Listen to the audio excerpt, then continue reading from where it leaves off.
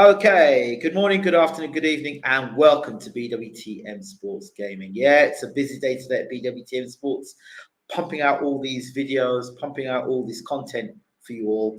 I haven't been available to do as many videos as I'd like to do, but nevertheless, we've got our... Yeah, just hear myself and replay that. Yeah, so without further ado, we'll be having Uncle James Bashir in the house. Stay with us.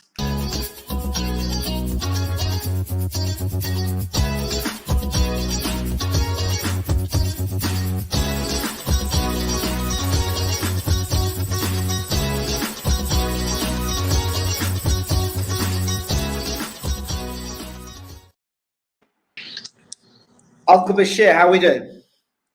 Everything is everything. Everything is everything. Let's bring you in the room. Here we go. Everything is everything, which everything could be nothing if you're broke. That's right.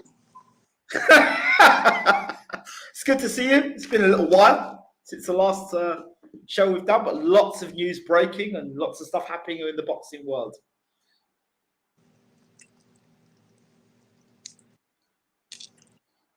Moving right along with the boxing world. Right, so let's get talking.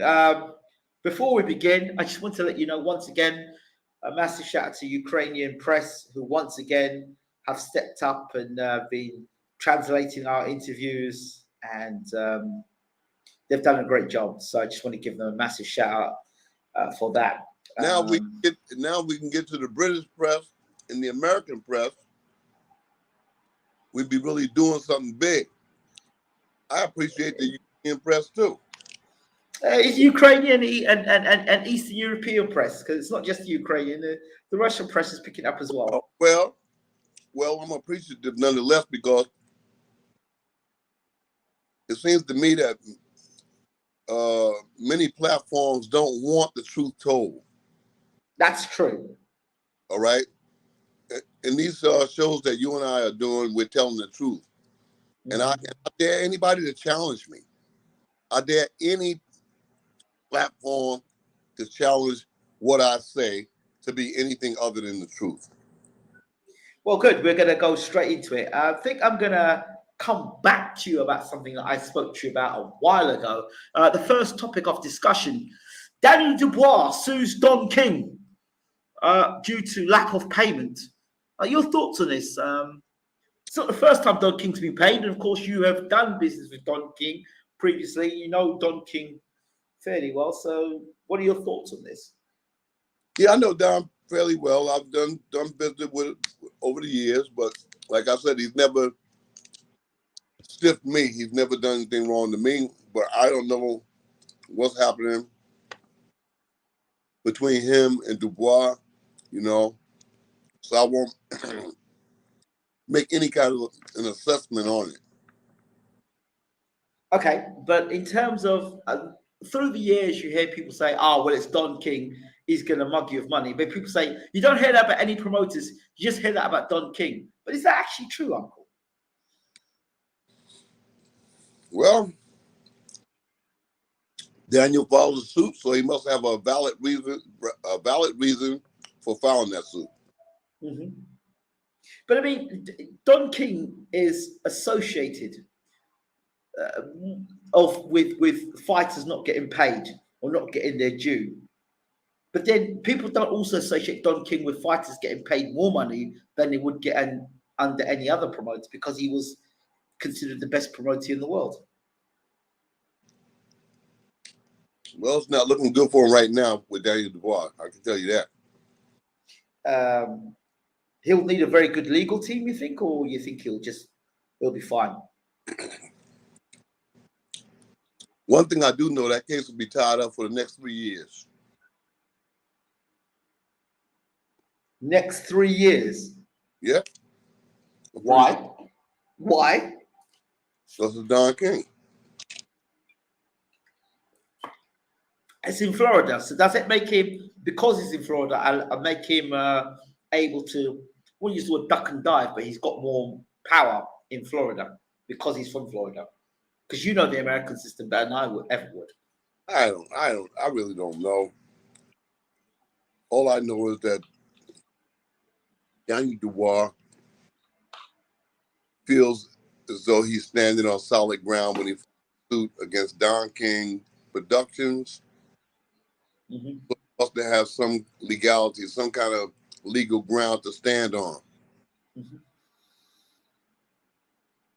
So he's going to oppose it. He's going to get paid eventually. He's going to get paid. It's just win. That's the whole thing. Win. And how much money is he going to spend on legal fees before he gets that money back? I think it's 300 and something thousand pounds he's owed. Well, I think in these kind of cases where one is wrong, when it's obviously wrong, and the other is not, I think that the loser pays the whole nut. Okay. Including the legal fees as well. Including legal fees. That's right. Okay. Okay. Okay. Your thoughts on this? And I don't know if this would actually work, but this idea of fighters not getting paid after fights, if it was put in an escrow, for example, and at the end of the fight, the money's released, and the money's released on the criteria of a fighter actually turn up to fight, first and foremost, putting in a good performance, i.e., actually fighting and not just rolling over, making sure that they have passed the blood and urine tests. After those circumstances, after all those criteria met, they should immediately get paid, right? Is there something that can be done to ensure that happens so promoters or managers can't take advantage of that situation? I think that there should be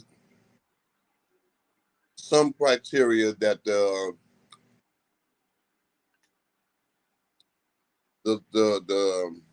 organizations, the WBC, WBA, IBF, and WBO, I think there should be some kind of responsibility on their behalf to see that the boxer gets paid. Because nobody has time to wrestle with a promoter or anybody else after they fight. These guys and girls, when they're fighting, these guys and girls are fighting for a living, and they should be recognized and respected and have their money when the fight is done. So when they're paying these sanctioning fees, should those governing bodies be protecting them from this stuff happening? I think that they should have some kind of involvement in seeing that the boxers get paid. Okay. I think there should be, because they have to get paid from that money too. Okay. Sanctioning bodies. Mm-hmm. And I think that their power, combined with the legal rights of the boxer, could help these guys and girls get paid timely. Yeah, they will pay those sanctioning fees for the belt, to fight for a belt or to fight for an eliminator. They'll pay sanctioning fees. And that's no question. They have to pay that. There's no withholding of money. You don't pay, there's consequences for it. That should be clear cut for the fighter as well, in terms of if you fight, you get paid. As it presently stands, it's like the sanctioning bodies, once they get their money, okay, I'm out the door. That's between everything else between you guys. No, it shouldn't be. That's it. It shouldn't be like that. They should be required to have a responsibility to the boxers, male and female, to see that these people are treated rightly. Okay. Let me ask you this question. This is a little side issue. WBC. I didn't read everything about the transgender thing, but if a man decides to become a woman, and he decides to box as a woman, in your opinion, should that be allowed? And if a woman decides to become a man, should that be allowed as well, in your opinion? Or is there a safety issue right there? No. I'm totally against it. Okay. Because I don't care what they describe themselves as or what they desire to be. You can't change the loins. You can't change who they are as individuals. The Lord, God, however you describe it, Allah, Jesus, Jehovah, made male and female genders different. And just because somebody changed their mind mentally does not mean that their physical attributes will change. Okay, so if one was made stronger than the other, and it should not be allowed. So if a fighter came to you, a man who was a woman or a woman that was a man came to you and trained, and then you didn't know that at first, and then you picked up or you discovered that that was the case, you were training a woman that was man or a man that was woman, would you continue training that fighter? Or would you say, hey, it's not for me, it's not my gig? Or as a trainer, do you still remain professional, say, you know what, they've come to me to do a job, I'm going to continue doing my job? I wouldn't train them because I wouldn't believe in what I was doing. Right. Unless I believe in what I'm doing, then I would not do it. Okay. I have to believe in what I'm doing to have momentum to build. If somebody came to me today or tomorrow and asked VLAD SIRENKO, for instance, to engage in a 6-round fight because Larry Holmes was coming back, I would warn VLAD SIRENKO against it. I wouldn't want to be involved in something like that. Okay. But it's a good name and this and that, yeah, but anybody with sense would know that Larry Holmes is not the Larry Holmes of the 60s, 70s, and 80s. Right. So because he has a good name does not give the occasion any wind, any sail. And I wouldn't have my guy to get involved with that. I think he could do more harm to his reputation. Good. I hear that. Yeah. Mike Tyson came out and said that he's going to die real soon.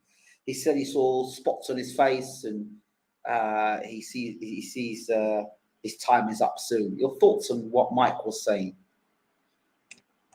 Well, when you're smoking weed, you know, when you're smoking weed, then a whole lot of things come to mind. Yeah, it is. And That's true. I'll leave it at that. When you're smoking weed, you know, I mean, I smoked weed and I sat one place for 2 hours just looking at the floor or something. Yeah. You know, and then when I asked myself, I said, well, why are we sitting here? Yes. You know, Listen. I would just be numbed. I would just be sitting there just watching. Watching. Yeah. But why are we sitting here? For what reason? What's the purpose of life? I saw a ad at a bus stop. I was headed to New York to train Igor Plevecko. Yes. And at the bus stop, it says that marijuana is a mind-altering drug. It's going to impair your judgment. It's going to impair your speed. Yes. Impair your application. So I just leave it alone. It's not for me. I can tell you a short story. My good friend's mum made me some Turkish tea, or so it seemed Turkish tea. I drank just half a cup of the Turkish tea. I went outside and was walking back home, and the clouds started getting closer and closer to me, and the road looked like it was going to swallow me up. And I stopped. I thought, this is the end of the world right here. What's going on? These clouds are getting too close to my eyes. I thought just that experience alone made me think, no, don't do drugs. It was only Turkish tea I was drinking. So no, thank you. No, man. I I drank some. No, what I did there? I drank. Yeah, it was some oil, the CBD oil. Supposedly. Oh, CBD, yes. Yeah, but supposedly it was CBD. I had some pain in my left knee. Right. And I took the CBD oil at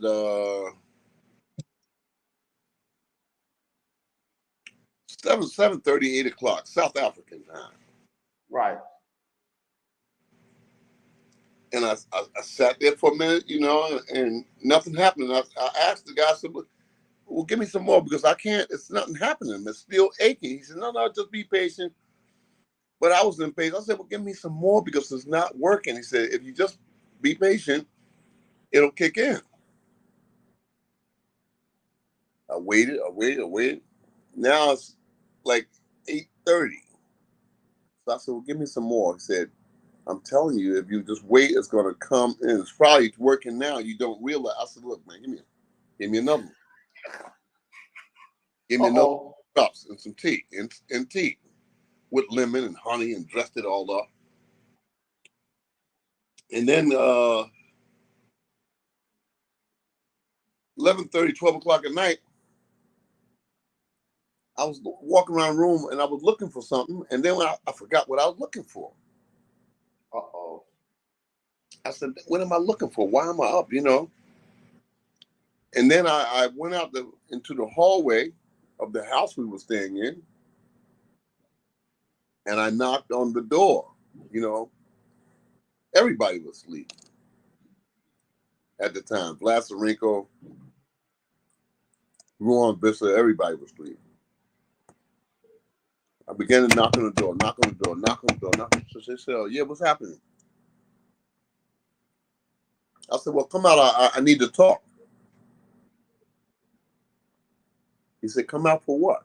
I said, well, come out. I just need to come out. Listen, it's 2:30 in the morning. What do you want? What's happening? I said, I just need to talk to somebody. Please come out. I said, no, man. He said, wait till the morning. It's 2:30 in the morning. That's it. Just go to sleep. I went back in the room. I sat there. Then I went outside, South Africa now. And when I went outside, I saw, I don't know what it was to this day. I don't know. It was an animal there. It was some kind of animal. Not a threatening animal.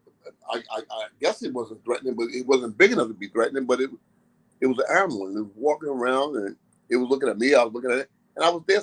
I said, well, what's wrong? What's wrong? And I realized that, hey, man, you're high. You're high.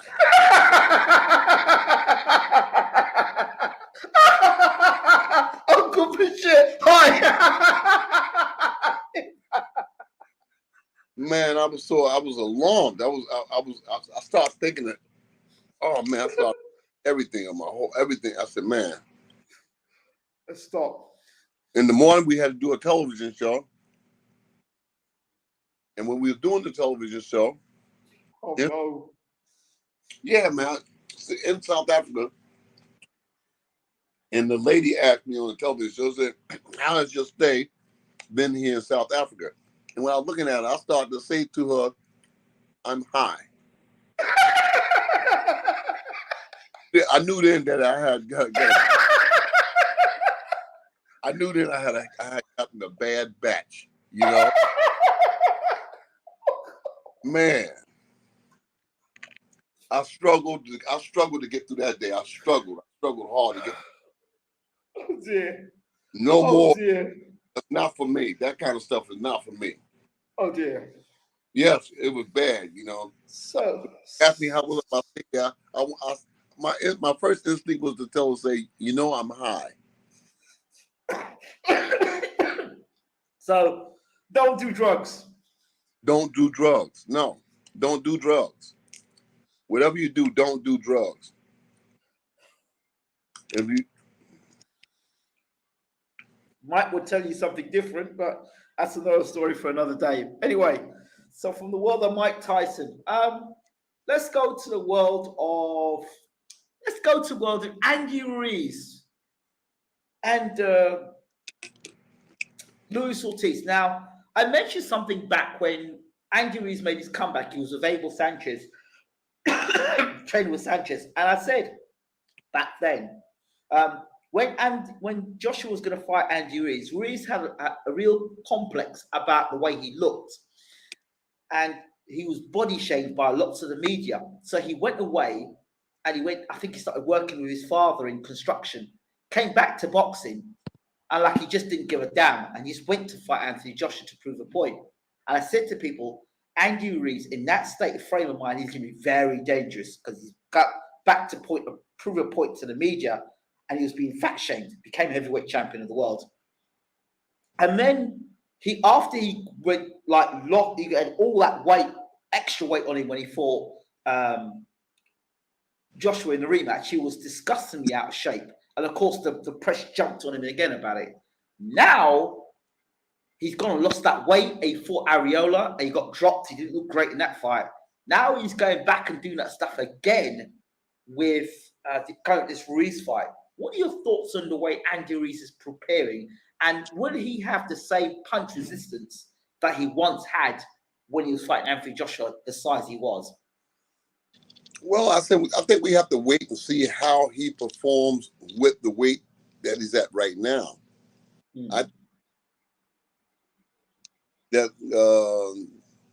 Boxers and boxing circles, I think they get a confusion of being in shape and being in healthy shape, being in shape and being in boxing shape. That's why I oppose a lot of the things that so-called conditioning coaches perform. I think that they don't have anything to do with the sport of boxing. I mean, you're going to be in a boxing ring at most 40, 45 minutes. And I think that a lot of things that the boxing conditioning coach, how they describe themselves, I think it's just a hustle in most cases. But I think that they're interjecting a lot of applications that are unnecessary. That's why I like to be there to oversee what's going on, to make sure that the boxer is doing things that's related to the specific boxing match and not stuff that's overboard. And what you're seeing of Andy Ruiz, your thoughts? What's your spider sense telling you? Well, again, you have to see how he does in the ring under the big lights. You can't tell until that time, until he's under the big lights. He can look one way in sparring, but when you go into the big lights, it's a whole different picture. But can we look? Smaller gloves, no headgears, so the application is totally different. Can we look at anything into that Chris Areola fight? Because he lost weight, he came into Areola fight. Areola clipped him and dropped him. I think he got dropped twice in that fight. Like I said, you can't tell until they're under the big lights. And weight loss does not make a guy in shape. Okay. In fact, over the years, I've liked some fighters when they had that kind of weight on them. They didn't look like they was in boxing shape, but they were. I think you said something to me before in the past about fighters that have a little bit more, I won't use the word fat, but a bit more weight on them. So they're able to, like shock absorbers, able to take punches better because they have that little bit more weight on them. Did I interpret that the right way for heavyweights? When we finish this interview, I want you to look up a guy from way back when, Frankie Swindell. I remember Frankie Swindell. Okay. Frankie Swindell had what many would perceive as excess weight on him, but Frankie Swindell could fight. And he would give you hell in anybody else, and hell in the top guns. He was in there with the top fighters in the world, and he would always give a good account of himself. And he looked like he was going to be out of gas in 2 rounds because he had so much weight on him, but he could fight. And he would. Was that the same like for Tony Tubbs, you would say? And Mike Tony Dukes. Again, he had weight on him, which some people would perceive as excess weight, but he could fight. Okay. So some guys can carry that weight and still perform at the top of their game. So when would you, as a professional trainer of X amount of years and so much experience, when would you know the difference between a guy when you take weight off a guy and you keep weight on a guy? Like people say that when Wilder gets too bulky, he's not as effective as he is when he's lighter. So when do you know how to gauge that weight right so that on fight night he's at optimum weight? That optimum weight, what is that optimum weight? For me, it's a slow process. Oh, okay. It's an inch by inch process. Right. For instance, I like Evander Holyfield, Mike Tyson, Larry Holmes, Michael Dokes. I like those guys between 215 and 219. Okay. As heavyweights. I like those weights for those guys because to me, like they were more effective. Okay. Accurate. Okay. Less tiresome at those weights.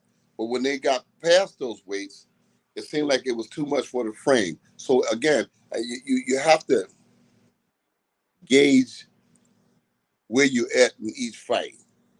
Okay. You take a fight, you're 215. You take another fight at 217, another fight at 220, 225. And then you can gauge from there where the boxer is most effective. Right. This one I noticed significantly. When Lennox Lewis got knocked out by Oliver McCall, when he managed to took him on, I noticed a significant weight change between when Lennox Lewis was pre-Emmanuel Stewart and the first fight he had against Lionel Butler. He was significantly heavier, thicker, and he never ever went back to the weight of what he was pre-McCall knockout. Your thoughts? And how did he know, or how did the team know that Lennox needed to put that extra weight on? First off, I think that I learned from Emmanuel that if you want to gauge where your fighter is in weight, in mentality, in skills and application, you've got to bring in the best boxing that money can buy. Okay. Today's fighters do not want to pay a lot of money for sparring. They want everything free. And when you engage in things for free, then it's a crapshoot. You don't know what you're going to get. But when you specifically pay, it's a design. You get what you pay for. And that's what Emmanuel did. Emmanuel brought in the best sparring that money could buy for Lennox Lewis, and then he knew where Lennox was prior to the fight that Lennox was going to be in. I was in the gym yesterday, and in fact, I was in the gym with Zhang, who's going to fight Ergovic. Wow. Yeah, I was in the gym. I worked in the gym with him a couple of days in a row. We worked, in the gym. And he's 2 or 3 weeks away from the fight, and he's looking good. He's looking strong. Again, we don't know what he'll do under the lights, but in the gym, he's looking good, and he's putting the rounds in. So how good is Zhang, in your opinion? Is he a novelty because of his height and the fact he's Chinese? Or is it the fact that the guy can fight? Well, a lot of fighters are the issue because of their height and their weight. Tyson Fury is an issue because of the height and weight. Okay. I mean, you don't see guys every day that's 6'9" that can box. But I have suspicions that if Tyson Fury was 6'3", 6'3", 250, all the rave wouldn't be as much about him. Right. Because he'd just be a normal guy, but he's a big guy, and he can box, he can move, But if he was 6'3" doing that there, it would just be a normal guy. So Zhang is a big guy. I looked at Zhang yesterday. I looked at his legs, his calves. Solid? He's a big guy. How good do you how much do you rate him, and how good does he have to beat Herkovich? I think that he has to be really resilient, really tough. He's got to be mentally tough. He's got to be physically tough to beat Herkovich. Herkovich is a tough guy. His mentality is tough. His mentality is bang, bang, bang until you're gone. I saw Joyce fight him in the amateurs, and it seemed to me when Joyce got on top of Herkovich, he gave up. And that mentality might still be there as a pro. I don't know. But until Herkovich's back is against the wall, we won't know. He hasn't been in any fights that's made him do that so far. I think that Herkovich is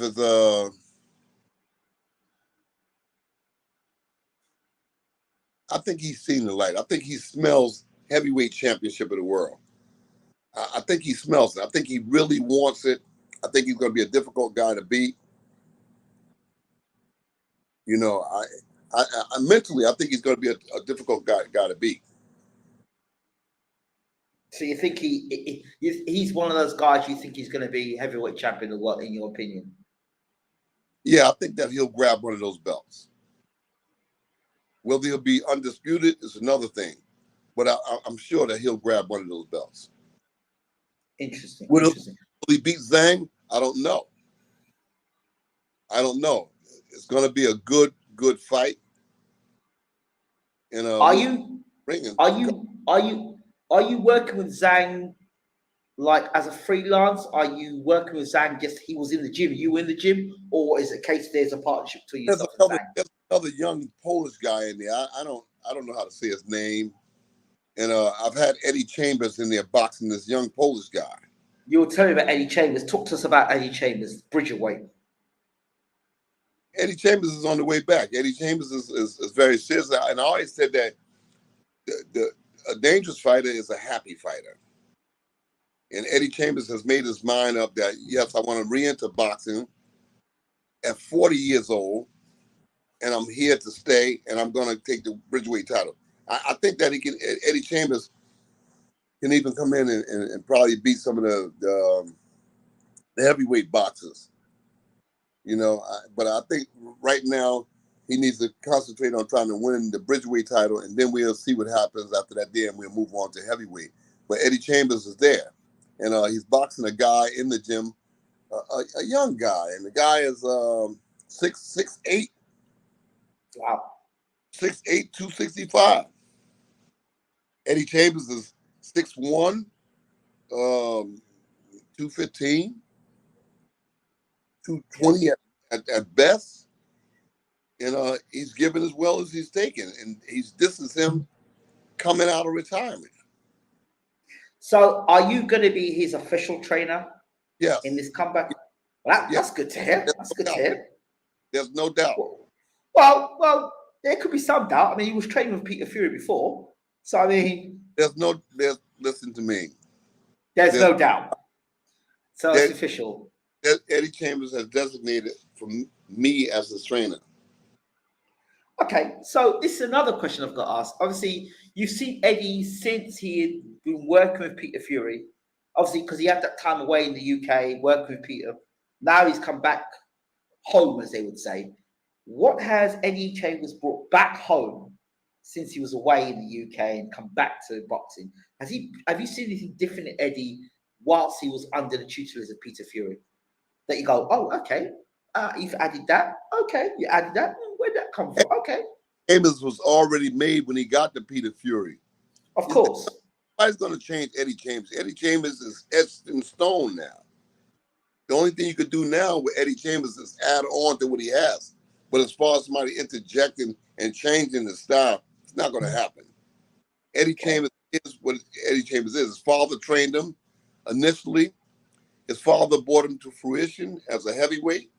And is what Eddie Chambers, he has to be reminded now of what he needs to do inside of a boxing ring, as opposed to how he should do it. He already knows how to do that. Can I be mischievous here? Eddie Chambers sparring with VLAD SIRENKO. SIRENKO could learn a lot from Eddie Chambers. SIRENKO eventually will learn a lot. Igor Pleveko will also learn a lot because I'm going to put Igor in with him. Igor is going to have to spar with Eddie Chambers. And they both can learn. Both of them can learn valuable lessons in boxing Eddie Chambers. When do you see Eddie making that official step through the ropes? Well, we're going to take a fight. We're going to take our first fight in 6 weeks. Okay. Somewhere in America. Okay. Somebody will sleep on him because of his age, because of his height, because of his weight. And that'll be the first person to make the mistake. That'll be his reintroduction to boxing. Mm-hmm.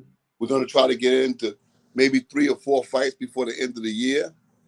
And then we're going to start trying to climb into the rankings next year. Okay. At 40, and obviously not a heavyweight, down at BRIDGERWEIGHT, what are the things you're going to have to do differently with Eddie that you can't do with a 40-year-old that you would have done with a 30-year-old Eddie? You know, Eddie Chambers is an athlete. He lives a Spartan life. Okay. So it's not going to be difficult with Eddie Chambers because he didn't take any bad beatings in boxing. He didn't take any bad beatings in the sport. You know, I think that he beat Adamek, okay. and the powers that be gave Adamek the fight. So I think he beat Adamek. You know, I think Eddie Chambers' big problem has been over the years was mental. Okay. His desire, his will. Okay. You know, but he's been in there with some guys. I mean, he's beat Dominic Gwynn, Demetrenko, Samuel Peter, you know, Calvin Brock. He's beat some good names. And those were big guys compared to Eddie Chambers. So he's been in there with the who's who of the boxing division. He knows how to box. And that's, for me, is the big issue in boxing. People say, oh, this guy's a great puncher. This guy's a strong physically. But the name of that game is boxing. And that's what has allowed Eddie Chambers. I think that Eddie Chambers and Maurice Harris is probably the most accomplished boxers that I've ever trained in my life. Because these guys have so many attributes working for them.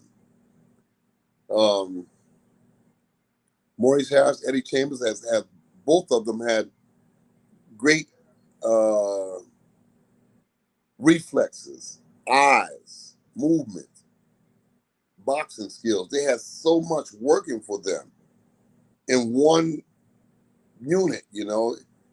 Most of the time I'm with a boxer, he's a good puncher, but he's not quick with his foot movement or not quick with his accuracy. You know, it's always something, this, that, or the other. But with Eddie Chambers and Maurice Harris, you had a lot of units working together. And that is what allows you to live in the land of the giants. Let me throw 2 fights at you. Eddie Chambers versus Chris Bird. Oh, man. I think it's an ugly fight. Yeah. I think it's an ugly fight. Chris Bird, Eddie Chambers, it's an ugly fight. Who wins? It's hard to say. Both of them working on all cylinders, it's a difficult fight.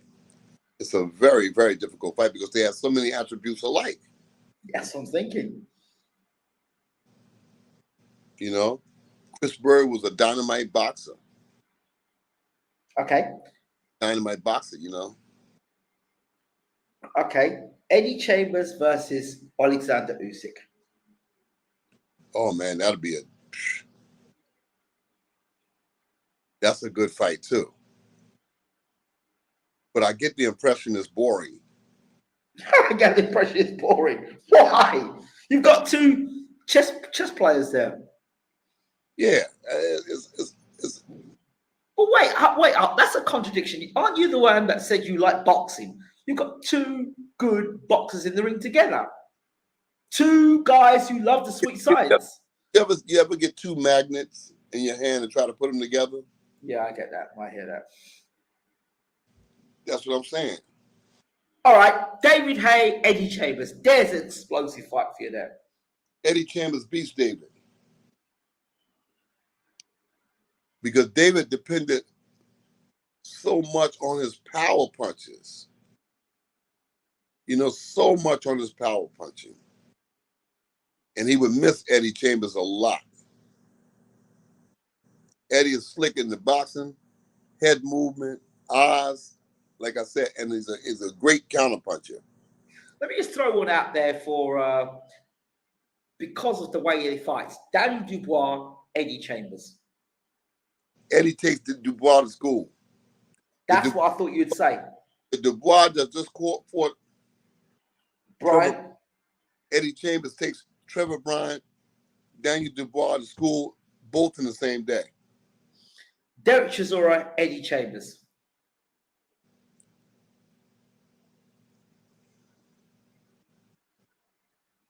It's a good fight. It's a good fight, but I think Eddie edges him. Huey Fury, Eddie Chambers. Well, that won't happen, but yeah. Ugly fight. Yeah, another ugly fight. That's an ugly. Michael Hunter, Eddie Chambers. There you go. Ugly fight. No ugly fight, but ugly fight of all guys that can box. Because Eddie Chambers, Michael Hunter is so slippery and awkward, you know, and Eddie Chambers is slippery and awkward.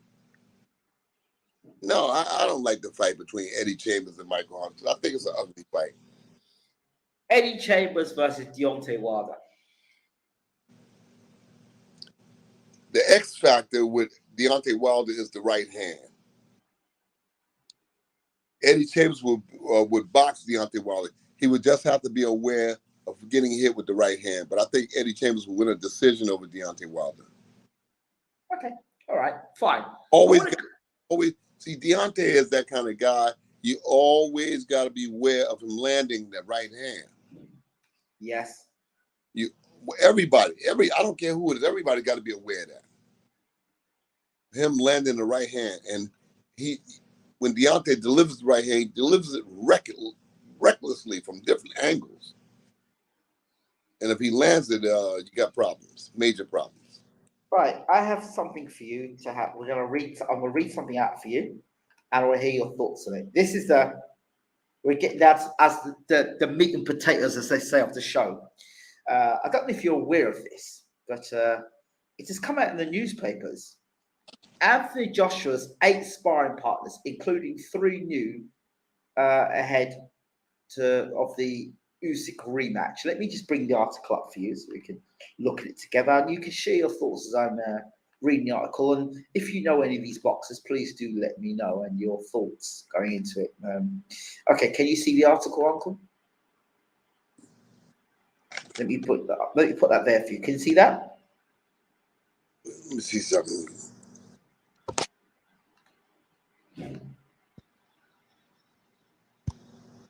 So Anthony Joshua, do you see it? Including 3 new. Joshua's, yeah. Ahead. Okay. Joshua sparring 8 partners, including 3 new faces ahead of Usyk rematch. Let's go down here. Joshua is deep into preparation for his rematch with Alexander Usyk on August the 20th, and has been sharpening his suits with a number of nimble southpaw sparring partners.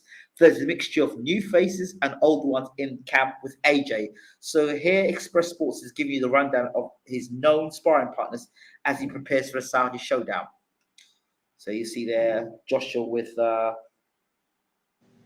Adej Adegbola.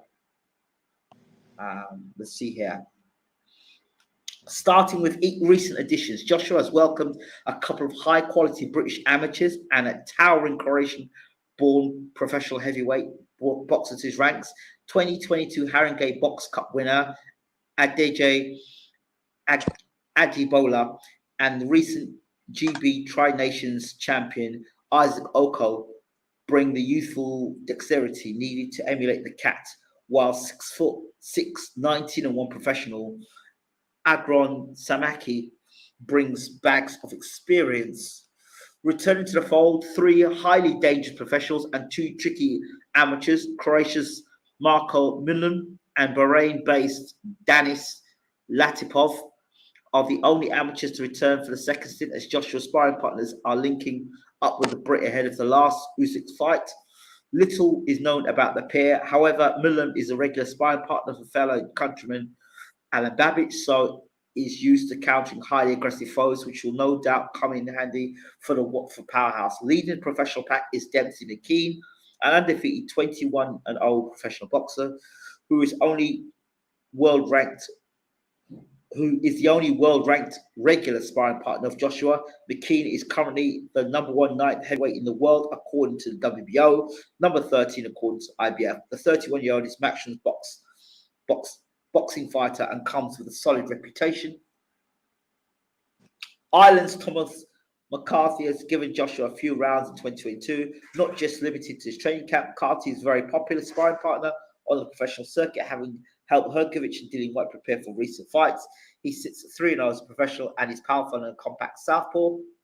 Finally, Shokran Paramin has reportedly been used as one of Joshua's main sparring partners and has followed the 2-time heavyweight champion out to Saudi Arabia for the final portion of camp. The fleet-footed 17-1 professional Afghanistan-born boxer has fast and educated footwork, making him the perfect fighter to mimic Alexander Usyk.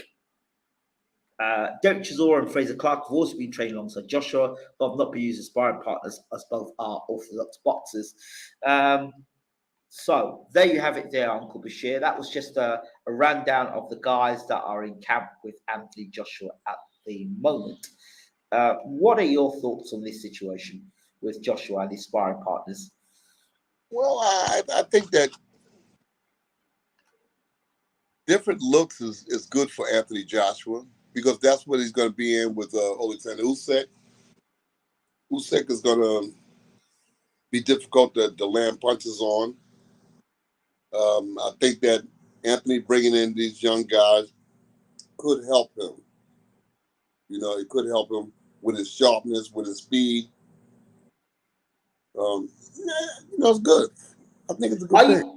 Are you concerned at all with the lack of experience these guys bring to the camp? No, not really, because it's the same thing.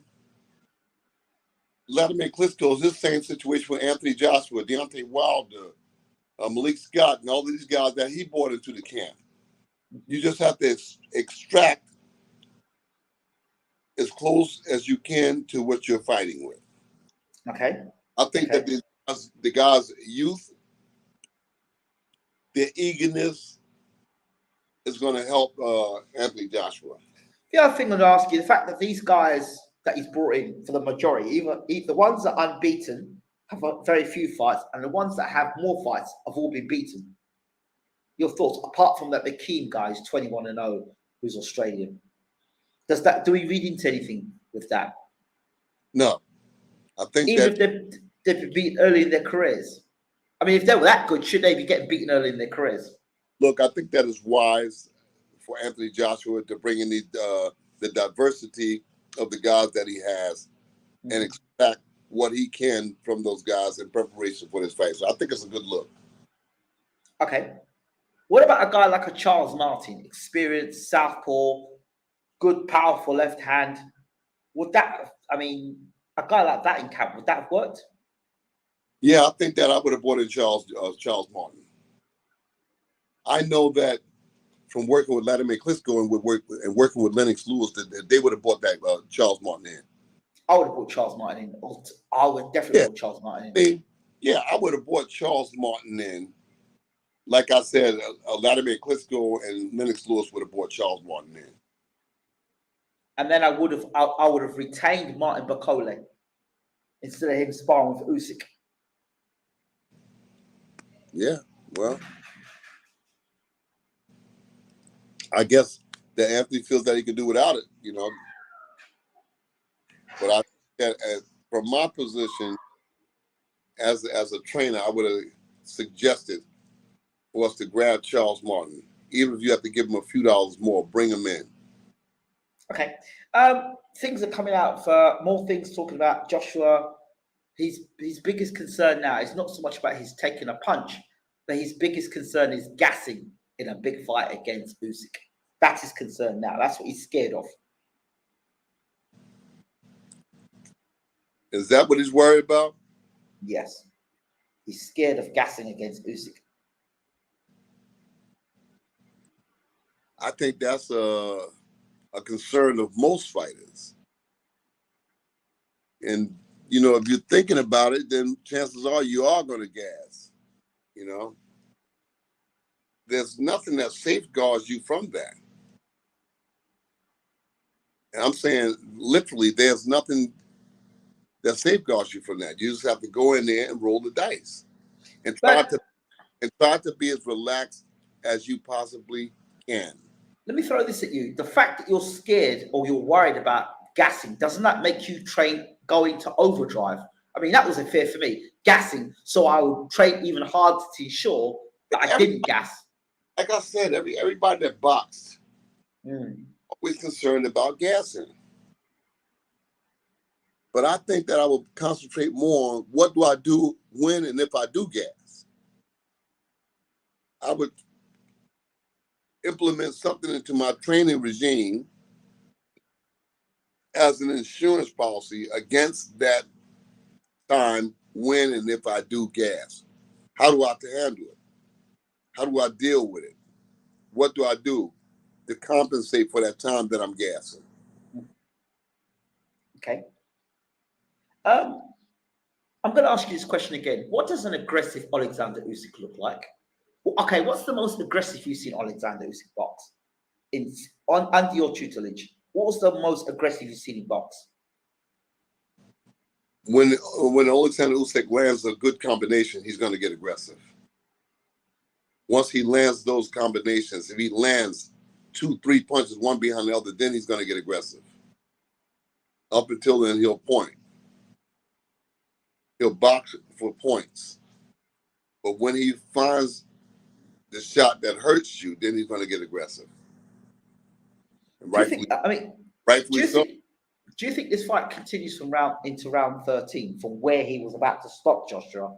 Does the fight start from that point, or do we see a totally different fight? Because now we say the press are now saying, or it's coming out that we're going to see a polished Joshua in the rematch, but they're not talking about how Usyk could improve. I'm like Joshua and Usyk now. I'm tired of talking. Let's get this thing started. Not long to go. It's not long to go, Uncle. No, it's not long to go. I'm anticipating this is a good fight. So what? It's, I think 2-3 weeks from that way now. We're on the 4th now. Let's see. I'll tell you exactly when it is. It's the 20th of. So it's the 4th today. Let's get this up and get my calendar up. My calendar doesn't want to show. Get my calendar up in a second. So the 20th is 2 weeks and 2 days away, Uncle. 2 right. weeks. 2 weeks and 2 days away. So, questions asked. Good evening, everyone. We hear the word overtraining a lot, but is there such thing as over sparring? Shook One. Good evening, Shook One. That's a good question. But how do you? Yes and no. Yes and no. Yeah, you can burn a guy out in sparring too. You can burn a guy out, putting him in too long of sparring. So you have to cut it off. I usually cut it off 7-8 days before. Some guys like to work right up to the last 3 days. Mm-hmm. But my preference is to cut it off at least 5 to 6 days before, so that the body can call on all of its resources for the fight. Right. Any soreness, any injuries, any bruises, you can get it done in 6 or 7 days, you know. But you can overspar a guy. I believe that. In terms of preparation so far, Joshua is now in Saudi Arabia. Your thoughts on that? Say that again. In terms of preparation, Joshua is now out in Saudi Arabia. He's now in Saudi Arabia. Is that a good? Johnny Nelson says it's a good sign. Yes, it is a good sign. You know, you want to adapt to Saudi Arabia before 10 days. Right. That's why I'm saying I can't understand Zhang being here in the States and not being in Saudi. I would have been in Saudi 2 weeks. 2 weeks ago, I would have been in Saudi. Wow. Longer he stays there, the longer he stays there, the better he's going to be able to adapt to that desert air. For people who have never been to Saudi Arabia and nobody's ever been to Dubai in that region, it's not your regular heat. So yeah, I think that that I would have had my guy in Saudi at least 3 weeks, 4 weeks before the fight. Usyk's been in Dubai a while now, I understand. Yeah. Training. Yeah, a smart move. I mean, smart trainers would take their guy to Saudi, Dubai. I'm telling you, those regions are different. And then you talking about boxing under those lights in the desert. So now you got two factors that's going to weigh in heavy. But then Usyk's got experience of fighting out in Jeddah because he fought before for the Cruiserweight Championship of the World in that tournament. Yeah. So he's got experience of fighting out there already, so he knows what it takes. I would not suggest going over there in the last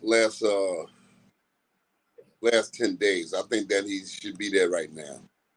Okay. Your friend Johnny Nelson, not only has he called Alexander average cruiserweight, he's now come out and said he would have beaten Alexander Usyk in his heyday. Johnny been smoking marijuana. Johnny, that's my man. That's my man. Johnny, if you're out there listening, you my man, but come on, man. Stop smoking, man. Stop smoking. So would Johnny Nelson have beaten Usyk? Let's say Johnny Nelson fights Usyk in a... Johnny Nelson was a good boxer, but beating Alexander Usyk, no, I don't think Johnny would beat him. I think that Usyk decision, Johnny. Okay, why? Oh, remember, Usyk's only an average heavyweight according to Johnny Nelson. Yeah, but Usyk to Johnny Nelson is, but to me, Usyk is special. And I said this as far back as 5-6 years ago. I said that this time would come. You remember at the press conference, you remember that this guy's going to wind up being the heavyweight champion of the world. I said this 6 years ago because he's special. Alexander Usyk is a special fighter. Is Anthony Joshua special enough to beat him? That remains to be seen. Okay. So let me ask you. Go ahead. Josh, on his mind, I think Joshua's mentality is what stops him from growing.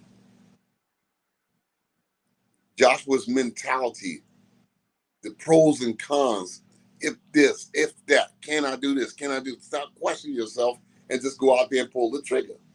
There's a picture of him sitting on the stool, and it says on his trunks, killer mentality. Well, in the words of the great Emanuel Stewart, Emanuel didn't like stuff like that, putting stuff like that on your clothing, on your jackets and trunks. Emanuel didn't like that. Emanuel say, I don't like that goddamn shit. He said, that's that punk shit. He said, you ain't got to talk about something. He says, let's goddamn be about it. You ain't got to say a goddamn thing. All you got to do is go out there and do and be about it. That's all. You ain't got to goddamn go out there put no goddamn bullshit. You don't put that shit on your trunk. Don't put it on there. Just go out there. He said, don't put that shit on your trunk. Just go out there and be about it. So Emanuel wouldn't like that. Let me throw something at you. Usyk trained by you. Joshua trained by Emmanuel Steward. What happens? Oh man. Oh man, that would be an uphill battle all the way because Emmanuel Stewart was the ultimate strategist. You know, it would be an uphill battle all the way. You'd have to cross all your T's and dot all your I's when you were dealing with Emmanuel Stewart because Emmanuel would dissect, re-dissect, and re-dissect the fight long before it happens. And I would do likewise. What would Emmanuel Stewart add to Anthony Joshua?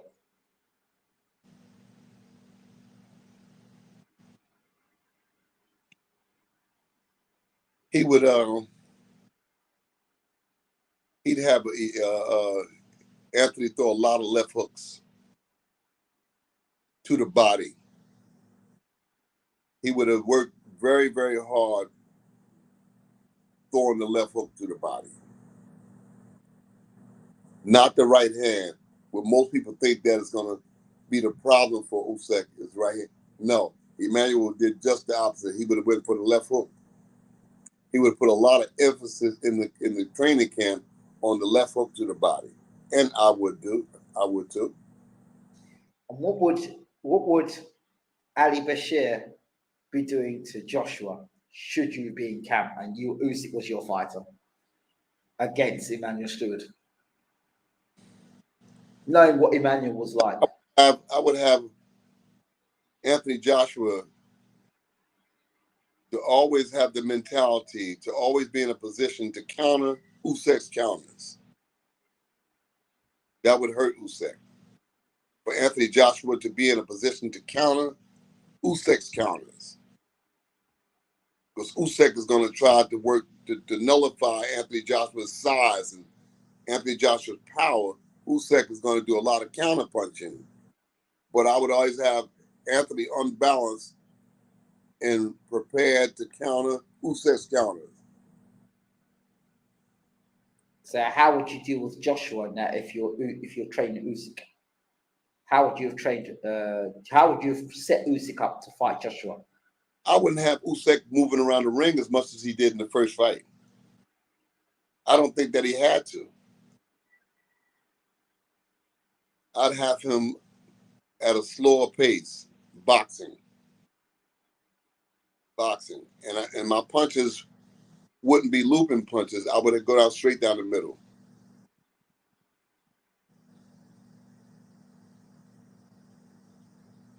Makes an interesting fight. Because Anthony is not looking for punches straight down the middle. He's looking for the looping shots over the top. But I'd go straight down the middle. Interesting. Oh. Very interesting. In an effort to get the looping shots in, he's got to go straight down the middle. He's got to call Anthony's attention to bring his hands in and so he can go around. Yeah, like he did before. Oh man, I longed to challenge Emmanuel in a boxing match. I longed for the time that he would be in one corner, I would be in the other corner. I longed for it. It just never happened. Wow. I would love to have matched wits with him. I know that I could. I know. And he knows. I know that I could, and he knows that I could.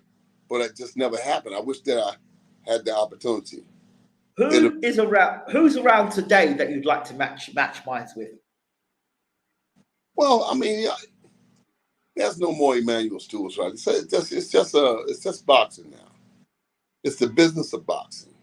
I hear that. I get it. You know, but the old timers, you know. Yeah. I match wits with Emmanuel Stewart. Eddie Futch. Not Eddie Futch. Sam Solomon. I would like to match. Those were my desire to match wits with Sam and Emmanuel Stewart. Those were the guys that. What about Customato? Cuss would have been a great adversary to match wits with. Customato would have been a great guy, you know. There were some old timers, you know, Lee Black, Tommy Parks, you know, to match wits with, you know, to match science with them. Because these guys were very, very knowledgeable guys. Mm-hmm. Today, you see on the internet, you know, it's Freddie Rhodes, it's Floyd Mayweather, you know, but those guys are Johnny come latelys compared to the guys I'm talking about. Yes. You know, and I'm saying that I'd like to match wits with them. It makes me better as a trainer. It makes me better as a teacher when I have to go to work Against. breaking down the boxing training. Absolutely. Absolutely. I understand that totally. Talking about fight locations, good evening, Leif Gravenson. It says, talking about fight locations, does Mr. Bashir have a personal favorite venue for a fight to be held? No. Because part of the fight is making the adjustment to where you are. So, no. Is there any way you enjoy? Is there any venues you actually enjoy being at? Yeah, I'd like to be in Saudi. I'd like to be there. Be in Saudi. I'd like to be in the British arenas. Manchester would be nice. Joseph Parker and Joe Joyce. Mm-hmm. I'd like to be at that fight. We need to get you in these fights, Uncle. We need to get you involved with these big fights. You need to be there. Yeah, I need to be there. That's a really good fight, Joe Joyce. Let's talk about it. Joseph Joyce versus Parker. Joseph Parker and Joe Joyce. The last fight of Joe Joyce, I was concerned about how easy Christian Ham was able to nail Joe Joyce with the overhand right. It was embarrassing. It was bad. It was criminal. And I just asked the question to viewers: what exactly is Ismail Salas teaching Joe Joyce that up to now he still cannot block an overhand right punch? Salis is training Joe Joyce? Yes. He was out at one time. Yeah, he's back. Oh. Joe Parker's going to win that fight. Salis is not the guy to train Joe Joyce. It's different strokes for different folks. I've said it already. Feel good about Salis. Training no heavyweight. I don't feel good about that. I think that Joe Joyce has an excellent chance of beating him because of the mentality of Salis. Wow. Yeah, I think that Joe Parker has an excellent chance of beating, because you're standing up there with your head in the air. Mm-hmm. You can drive a train through there and find Joe Joyce's head there. That's what I've said, and that's my biggest concern. There's no slickness about it. There's no boxing skills. I can't see a Joe Joyce fighting Lennox Lewis. Lennox Lewis would put Joe Joyce to sleep inside of 3 rounds. You can't bully everybody out of that ring. Exactly. Andy Lee is going to have Joseph Parker to box Joe Joyce. I've said the game plan: in and out and slide to the sides. But I don't think he has to do that much. Joseph Parker put on some weight. Yeah, yes. You know, I don't think he has to move that much. He doesn't want to get caught by Joyce, though. And Joe Joyce don't want to get caught by Parker either. Not with the Parker I saw in the CHISORA fight. Parker put on a lot of weight. And a heavyweight can hurt you, especially if your punches are sharp and accurate. And I like what Andy Lee's doing with Joseph Parker. I like what Andy Lee's doing. What are your thoughts on Joseph Parker with Andy Lee? I think that he's growing. I think that Andy is going to apply everything that Emmanuel taught him. This is going to be an interesting fight. And with Salis in the corner, Parker wins the fight. I said this. I've seen Joyce hitting a tennis ball and thinking, that's great, but where's your defense? You got no defense. First round, he came out against Heyman. He got hit with a big right hand. He got hit with another big right hand. Second round, same thing as well.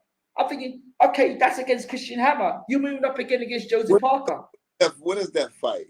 September 24th. Yeah, I think that Parker's going to win that fight. Parker wins that fight, he's in the driver's seat for the heavyweight championship of the world. I think the winner of that fight will fight Tyson Fury. That's what I think. It makes sense.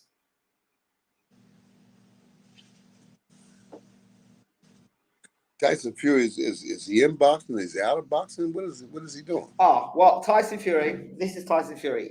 1 week he says he's retired. Next week he says he'll come back and fight for 500 million. Then he says to Anthony Joshua, he'll fight Anthony Joshua for free. For free, he'll fight Anthony Joshua. And all the proceeds goes to charity or something. They fight Anthony Joshua for free. Now, the latest story that's come out is that he wants to punch Derek Chisora in the face because Derek Chisora said that he was backing Dillian White to beat him. But he did say years ago he was going to promise Chisora a third fight. Chisora said he wanted to fight Deontay Wilder. We know that fight's not going to happen. Shelley Finkel dismissed it straight away. So now you've got Chisora. Supposedly, Fury's sent the contract through to Chisora for Chisora and him to fight a third fight in late November, early December. That's what I'm hearing at the O2 Arena. Your thoughts? I don't have any thoughts. Any thoughts? On Tyson Fury, I don't have no thoughts. On Derek Chisora? Derek Chisora or Tyson Fury? I think Derek has seen his better days. I think Derek needs to call it a day, but he's not satisfied that he can do all that he's done. So, he's going to go on. It's a great retirement fight, though. Nice retirement fight. Fight for the heavyweight championship of the world, make a lot of money, retire. Derek Chisora has already made a lot of money. I think that he can do other things in boxing. Promoting managers. Yeah. I think he do. So. I don't think that he has to get any hit anymore. He's proven who he is and his capabilities. I think that he should just take the other side of the ropes and apply his knowledge other places. What are your thoughts on the Kubrat Pulis fight? It's gone. That might be a telephone call for Uncle. You hear me? Yeah, I hear you, Uncle. Go ahead. Oh, wow. It didn't cut us off. Good. I think that Derek can do other things in boxing. He's a knowledgeable guy. He should take to the other side of the road. Kanaki, Chisora, when the guys stay around, like you said, late, that's when they get hurt, Kawanaki, he just seems to be a very ignorant fighter. You get knocked out fighting a certain type of style, a certain way. You go back and fight that same way again. Fights with his face. You can't fight with your face. And they were saying that was the guy to beat Deontay Wilder. Do you remember when he was unbeaten? Kawanaki was the guy to fight Deontay Wilder. My word. Yeah, he got damaged really bad with Deontay Wilder. I believe at a certain point that boxers should sit back and review their own life and their own careers and say, you know what, it's time to get out now. Kanaki just lost his last fight. That tells you that was God's way of saying, okay, now it's time to vacate. Get on the other side of the ropes, become a teacher, a trainer, a manager, or something to help other fighters, but don't stay there trying to chase this elusive dream. Who is Kanaki going to beat? He's going to get hurt. He's going to wind up getting hurt. And I don't want to see that. Helenius, just very quickly, Helenius, the rumor was Helenius Wilder. If I was Deontay, I wouldn't take that fight. That's a risky fight. I've said it to people. Deontay don't need them. Deontay don't have to prove nothing to nobody. Deontay Wilder is a capable knowledgeable guy who's been to the mountaintop. He fought Tyson Fury 3 times. He don't have to prove nothing else to nobody. I think Helenius risky fight. And does the Helenius deserve Deontay Wilder? I don't think so. Would you entertain a fourth fight with Tyson Fury? No. No, just let it go. He doesn't need that. So who would you advise Wilder to fight in a rematch, in a comeback fight? Now, somebody he can box with. You know, somebody that he doesn't have to go to hell and high water to get a win, you know? He needs maybe 2 or 3 fights to find his way back in the boxing. Who would those guys be? Who would you pick? Pick a fight you could stick him in with. You'd like to see him with. I'd like to see him with a like a Joseph Parker. I see. I mentioned that name. Wait. You stick him with a Joseph Parker, but you would stick him in with a Helenius. Yeah, I would put him in with Helenius. But Parker's dangerous, isn't he? Yeah, but the Helenius is different styles. I don't like Helenius because of the height, the reach, the jab. I don't like all that stuff with Helenius. And the boxing pedigree of Helenius, I don't like that. Who did Deontay fight on Helenius? Duhaupas fight. No, exactly. That's exactly the fight I use as an example as to why I would not see. Good example. That's what I was trying to. That was the name. Duhaupas. Yep. Yeah. I would fight for Deontay. Yeah, exactly. That's why I compared the Duhaupas fight for Helenius. No, keep away from that. Again, I don't know what Andy Lee is doing with Joseph Parker, but I think that he's going to change his style. Yeah. Well, he's going to do better than Kevin Barry did with him, that's for sure. He's going to make Joseph Parker more aware of his capabilities. I think so. He's going to make Joseph Parker more resourceful in the ring. But I think that him and Deontay would be a good boxing match. How about Parker versus Usyk? Usyk beats him. People are just being introduced to Alexander Usyk. The world is just waking up to Alexander Usyk. The world is just finding out what I knew 5-6 years ago. You know, and if anybody goes back to that time, our interviews from that time, I told everybody that this guy is going to be the heavyweight champion of the world. Everybody's like, you're blowing smoke. You're just big on him because you're training him. No, this guy is going to be heavyweight champion of the world. I kept telling people. Nobody would listen to me. And now they see. Can you give us a prediction about Vlad SIRENKO? Well, the jury's out on Vlad SIRENKO until he gets into the States. You know?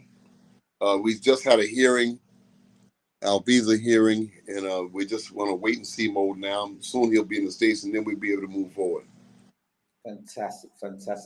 Do you know? I want to do something. I want to make a move, you know. I want to make a move with Vlad SIRENKO in 2023. I think that it's in place for us to make a move in. At 19-0, it's time to make the move. He's in the top 15, I believe, of the world ratings now. Yes, he is. Does that now with the journey with you? Does that make it when a guy gets into that top 15 rating? Does anything change? Is it just a ranking that's there, or does things change? No, it's like being dropped into a jungle. All kinds of animals in that jungle, and right. the jungle is only so large. Right. In other words, you're bound to run into other tigers and lions in that jungle. Right. So you've got to come in with the mentality that I've got to be ready to fight at any given time, because soon Vlad SIRENKO is going to be in the fight. How long has he been inactive now, Uncle Vlad? We've been this war in Ukraine has set us back a few paces. Been out now about 6 or 7 months. Okay. So has he kept his weight? Has he kept himself at Yeah, an optimal weight, or is he? He's still working out. He's still working out, but he's been out 6 or 7 months. And then people that don't understand boxing, that affects a boxer. Of course it does. Of course it does. Especially at 27 years old, he has to be active. Yeah. Because working out in the gym, skipping rope and hitting a heavy bag and speed bags, that's one thing. But being under the lights in an actual fight is a whole different story. Yeah. For those people in our listening audience that doesn't understand, you're boxing with 10-ounce gloves as opposed to 18-ounce gloves. Mm-hmm. You're boxing with no headgear as opposed to headgears. All right, so it's a different ball game when you get inside that ring. So, as long as he doesn't turn up back to you looking like Rick Barr, I'm not concerned. So, as long as he doesn't come back to you looking like Riddick Bowe, you're okay. Because Eddie Futch had a big problem with Bowe coming back into camp, weighing a whopping X amount of weight. Thank God, Vlad SIRENKO is not of that mentality. Thank God, yeah. Not of that mentality. Vlad SIRENKO is the consummate professional. He's always going to work to keep himself in shape. He has expectations of rising to the top of the heavyweight division, and he realizes that you've got to beware of your surroundings, other fighters, namely, that you got to be prepared. Nobody's going to give you anything in boxing. Nobody's going to give you. I tell Vlad SIRENKO all the time, I said, man, you can go throughout your career undefeated, but you won't be able to walk into it. You're going to have to fight your way through it. I would prefer for him to stay undefeated, but if he happens to take a defeat, then I can live with that too. But make sure that if someone beats you, make sure they earn the right to beat you. Beat you, not because you didn't give it your whole. I hate that. Finally, I hear the story that Michael Hunter and Hughie Fury is going to be back on. Any thoughts on that fight? Oh, I don't talk about that. The Hughie Fury and Michael Hunter fight is back on. Yes. Yeah, okay. Any thoughts? Who wins? I don't care. I don't care. I don't care. It's not as attractive as Parker versus Joyce. Of course it is. Has Hunter still got a future in the heavyweight division, or is that done? Michael Hunter's the kind of guy that he's always one fight away from being right in the spotlight. He's always one fight away from being right in the spotlight.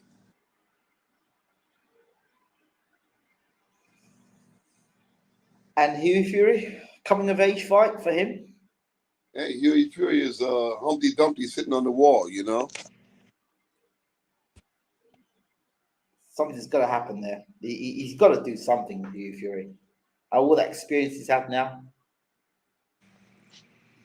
Yeah, he's got to do something. It's getting late in the day. So it's time to go home. But he's got to do something. All right, Uncle. In closing, any thoughts? Oh, by the way, let me ask you this question. Is Joyce like Marciano in that he always gets criticized but keeps winning? It's a young guy out there, Cusimano, his name is. You heard about him? I've heard of him. I think I've heard his name. Heavyweight guy, Cusimano. Okay. I saw him boxing Zhilei Zhang yesterday. Didn't look bad. Okay. Cusimano. You know what I think we should do? We should do a heavyweight prospect top 10. Any fighters that you see and I see, you sit down, have a look at them, watch tapes of them and see who you think the future of the heavyweight division is before the press do it. What do you think? Yeah. Sounds good to me. Something different. We can talk about the upcoming heavyweights. your thoughts of who you think will do well and who you think is should do Okay. it. I'll make a Yeah? list. I'll make a Get a list. list. I'll start to make a list as well. We'll talk. All right. Uncle Bashir, thank you so much as always. Any last messages to anybody, to our viewers? Stay tuned. Uncle, again, thank you so much. You're welcome. Have a good day. Thank you, Uncle. All the best. Let's see if I get this up now. And we are out.